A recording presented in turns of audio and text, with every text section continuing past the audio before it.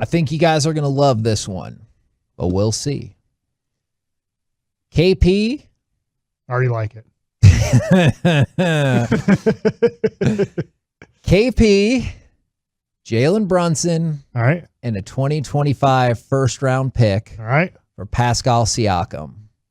I do it in a heartbeat. Let me look up Pascal Siakam real quick, but I do that in a heartbeat. Is that just because you're getting off of? Well, and he was an all-star. I mean, he seemed to be a very good number 2 player.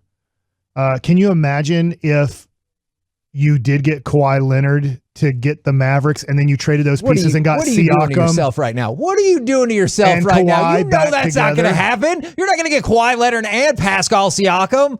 But yes. Not with that attitude, you won't. Okay, fine. Yes. So the team that won the championship in 19. Our team would kick ass, and you add Luka?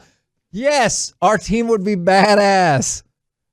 Yes, I do this. I mean, I thought I would, and now looking at the numbers, I do. I get Siakam's not a good three-point shooter, 29.7% last year, 32.5% for his career. But I still do it. 21 points. He's as good a rebounder. He's a better assist guy. He's a better defender.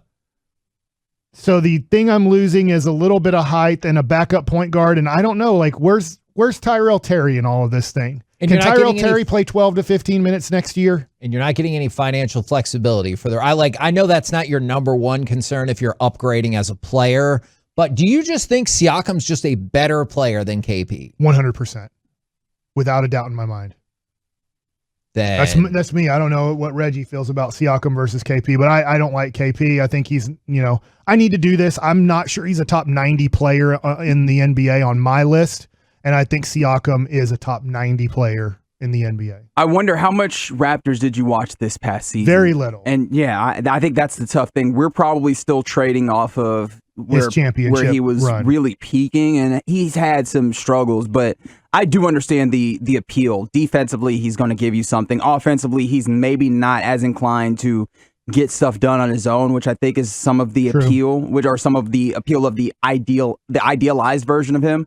I'm not certain. What do you think about this description? Because I always hear it from a poor man's perspective, so I like hearing the rich man's perspective on the way he described this. 469, are you kidding me? Siakam is a rich man's Finney-Smith. I very rarely hear it described like that. And you know what? I think they're kind of right.